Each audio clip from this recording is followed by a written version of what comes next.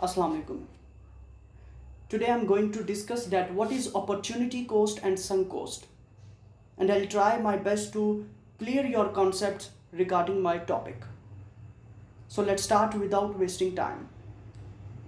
Please subscribe my channel and press bell icon. Now move on to the topic. First of all, what is opportunity cost? Opportunity cost होती क्या है? इसकी definition ये है कि ये मैनकिव की डेफिनेशन है, whatever must be given up to obtain some item, कि आप किसी चीज़ को हासिल करने के लिए एक दूसरी चीज़ को छोड़ देते हो, that is the opportunity cost. इसकी एक और डेफिनेशन है कि opportunity cost is the return of forgone option less than the return on your chosen option. For example, आपके पास दो ऑप्शन हैं और आपने उनमें से किसी एक ऑप्शन को जो है वो चूज करना है। अब जिसको तो आप गिव अप कर रहे हो, जिसको आप छोड़ रहे हो, that is the opportunity cost. जिसको आप चूज कर रहे हो वो नहीं, जिसको आप छोड़ रहे हो, जिसको आप सैक्रिफाइस कर रहे हो दूसरी ऑप्शन को, that is the opportunity cost. मैं इसकी एग्जांपल कुछ इस तरह से देता होता हूं कि फर्ज कर लीजिए कि आप जो है वो इन्वेस्ट करना चाह रहे हैं किसी जगह पे, ठीक है। बल्कि एक अच्छी एग्जांपल मेरे जहन में आ रही है, मैं वो आपसे शेयर करता हूं कि फॉर एग्जांपल एक स्टूडेंट है, वो अभी अभी फ्रेश ग्रेजुएट हुआ है। अब उसके पास स्किल भी है और उसके पास डिग्री भी है। अब वो दो ऑप्शन है उसके पास, या तो वो बिजनेस करेगा या फिर वो जॉब कर सकता है। अब वो क्या करता है, वो प्रेफरेंस देता है अपनी बिजनेस पे, कि वो बिजनेस को प्रेफर करता है। वो कहता है नहीं यार, मैं जॉब नहीं कर सकता, मैं बिजनेस करूंगा और खुद सब कुछ हैंडल करूंगा, ठीक है। अब उसने बिजनेस को तो चूज किया, लेकिन साथ ही साथ उसने जॉब की सैलरी को सेक्रीफाइस किया है। वो जॉब जो है वो उसे छोड़ रहा है, वो जॉब नहीं कर रहा। That is the opportunity cost. इसको आप अपनी आसानी के लिए इसे आप अपॉर्चुनिटी लॉस्ट भी कह सकते हैं, कि उसने अपॉर्चुनिटी लॉस्ट, ये उसके लिए लॉस्ट है। वो लूज कर रहा है, वो लूज कर रहा है अपनी जॉब को और प्रेफरेंस दे रहा है अपने बिजनेस को। अब वो उसने जॉब छोड़ दिया, that is the opportunity lost और द अपॉर्चुनिटी कॉस्ट। उसकी सैलरी जो थी, that is the opportunity cost for him. इसकी मैं एक और एग्जांपल देता हूं कि फॉर एग्जांपल आपके पास 5 लाख रुपए हैं, ठीक है। अब आप क्या करना चाहते हो, आप ये करना चाहते हो कि यार मैं इसे इन्वेस्ट करूं और किसी अच्छी जगह पे इन्वेस्ट करूं। अच्छा, आप सर्चिंग कर रहे हो, आप किसी से पूछ रहे हो यार मुझे क्या करना चाहिए, मुझे क्या बिजनेस करना चाहिए। अच्छा, आप सब कुछ सर्च करने के बाद दो जगह ऐसी मिलती हैं या दो बिजनेस आपको ऐसे मिलते हैं कि यार इसमें मैं अगर इन्वेस्टमेंट करूं तो मुझे जो है वो फ़ायदा होगा।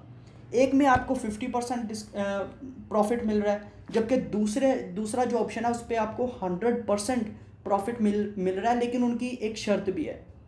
वो शर्त यह है कि भाई या तो 100% प्रॉफिट मिलेगा, या 10% चांसेस ये भी है कि आपको 0% भी हो सकता है, आपको 100% लॉस भी हो सकता है।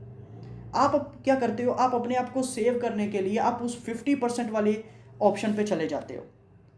इसका मतलब ये हुआ कि आपने 50% वाला जो था आपके लिए जो ऑप्शन, आपने वो तो सिक्योर कर लिया, वो तो आपने अटेन कर लिया, लेकिन साथ ही साथ आपने 100% वाला सेक्रीफाइस भी किया है। That is the opportunity cost. ये अपॉर्चुनिटी कॉस्ट है।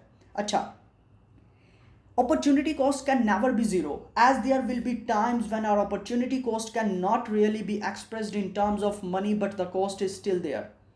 कि अपॉर्चुनिटी कॉस्ट जो है वो ज़ीरो कभी नहीं हो सकती। ये इस वजह से कि हम जो है वो अपना टाइम जो है हमारा कहीं ना कहीं सर्व हो रहा है। अब वो टाइम जो मैं किसी एक जगह पे सर्व कर रहा हूँ, वो मैं किसी दूसरी जगह पे भी तो सर्व कर सकता हूँ, भले मुझे कुछ मिले या ना मिले, लेकिन मेरा टाइम तो जो है वो किसी दूसरी जगह पे भी लग सकता है।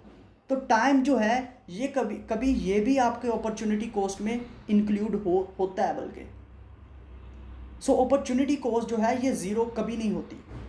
आपको कुछ ना कुछ जो है वो सेक्रीफाइस आप कर ही रहे होते हो। भले आप बहुत ही जो है वो अच्छा काम कर रहे हो, बहुत ही प्रॉफिटेबल वाला काम कर रहे हो, बिजनेस कर रहे हो, लेकिन फिर भी आप कुछ ना कुछ तो सेक्रीफाइस कर ही रहे होते हो।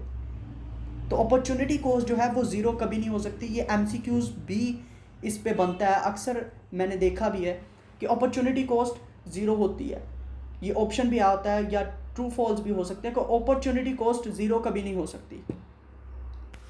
चलिए दोस्तों, अब चलते हैं संक कॉस्ट की तरफ कि संक कॉस्ट होती क्या है। ये बड़ी सिंपल है इसकी definition. Sunk cost refers to money that has already been spent and which cannot be recovered। ये रिकवर्ड जो वर्ड है ये आप लाजमी याद रखिएगा कि जो कभी ये ऐसी कॉस्ट है जो एक दफ़ा लग गई सो लग गई, ये दोबारा आपको जो है वो रिकवर नहीं हो सकती, दोबारा आपको रिफंड नहीं मिल सकता, इसका दोबारा आपको नहीं मिल सकती है। इसके पैसे जो हैं या कुछ भी आपको दोबारा नहीं मिलेगा। एक दफ़ा लग गया, इन्वेस्ट हो गया तो हो गया, दोबारा नहीं मिलेगा ये। इसकी एक और डेफिनेशन है, sunk cost are those past costs which have already been incurred and can not be retrieved. इसकी एग्जांपल मैं आपको कुछ इस तरह से देता हूँ कि अच्छा ये आपसे ही मैं रिलेटेड मेरे एग्जांपल मेरे जहन में आ गई कि फॉर एग्जांपल आप एक कॉलेज स्टूडेंट हैं या आप यूनिवर्सिटी स्टूडेंट हैं। आपने अक्सर देखा होगा कि आपकी फ़ीस पे लिखा होता है कि आपको जो ट्यूशन फ़ीस है वो आपको रिफंड नहीं होगी। So that is the sunk cost कि अगर आप यूनिवर्सिटी, आप कॉलेज में एक दफ़ा फ़ीस आप पे कर देते हो, फ़ी अपनी पे कर देते हो, भले ही आप एक क्लास भी ना लो, लेकिन आपको वो दोबारा फ़ी जो है वो दोबारा आपको रिफंड नहीं होगी। अगर आपका कहीं मूड बन गया कि नहीं अब मैंने ये इस कॉलेज में नहीं पढ़ना, मैंने किसी दूसरे कॉलेज जाना है, हालांकि आपने फ़ीस दे दी है, तो वो दोबारा आपको फ़ी जो है वो रिफंड नहीं होगी। That is the sunk cost कि ये एक दफ़ा लग गई है सो लग गई है, ये डूब गया, अब दोबारा आपको नहीं मिलने वाला। That is the sunk cost. अच्छा, sunk cost is the opposite of investment कि संक कॉस्ट जो है ये इन्वेस्टमेंट के ऑपोजिट होती है। इन्वेस्टमेंट ये है कि इन्वेस्टमेंट अगर हम अपना पैसा किसी जगह पे इन्वेस्ट करें तो वो फॉर एग्जांपल कि हमने कोई शॉप जो है वो रन करनी है हमने, तो हम सबसे पहले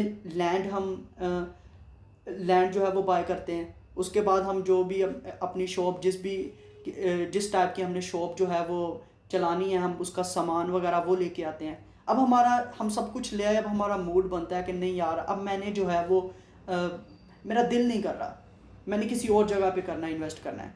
तो आप क्या करते हो, आप उस लैंड को बेच भी सकते हो, उस लैंड को या आप रेंट पे दे सकते हो, या अपना सामान जो है वो रेंट पे दे सकते हो, या वो आप वापस भी कर सकते हो। भले ही आपको उसकी कीमत जो प्राइस है वो उसकी कम मिले, लेकिन आपको कुछ ना कुछ जो है वो दोबारा रिकवर हो जाता है। तो ये इन्वेस्टमेंट के बिल्कुल ऑपोजिट है संक कॉस्ट। संक कॉस्ट वो होती है कि ये आपको नहीं मिलनी। फॉर एग्जांपल कि आपके पास अपना घर नहीं है, आप जो है वो किराए के मकान में रह रहे हो, तो आपने जब एक दफ़ा रेंट जो है वो पे कर दिया, अब भले आप 10 दिन रहें, 5 दिन रहें, 15 दिन रहें या 20 दिन रहें, आपने एक दफ़ा 1 महीने का रेंट पे कर दिया, अब दोबारा आपको वो नहीं मिलेगा। भले आपका 15 दिन बाद आपका घर बन जाता है, आप कहते हो भाई हमें 15 दिन का किराया दो, नहीं, एक दफ़ा आपने जो है वो एग्रीमेंट कर लिया उनसे कि हम आपको 1 महीने का रेंट दे रहे हैं, अब दोबारा हम आपको वो पैसे रिफंड नहीं करेंगे। So that is the sunk cost. एक दफ़ा जो हो गया सो हो गया। उम्मीद है आपको समझ आ गई होगी। सो दोस्तों, अगर वीडियो आपको अच्छी लगी है तो प्लीज़ आप हमारा चैनल सब्सक्राइब कीजिएगा। हम और भी बहुत सारी इन्फॉर्मेटिव वीडियोस आपके लिए लाते रहेंगे इकोनॉमिक्स से रिलेटेड, और उम्मीद है आपके जितने भी कॉन्सेप्ट्स हैं वो आपके क्लियर होंगे इंशाल्लाह।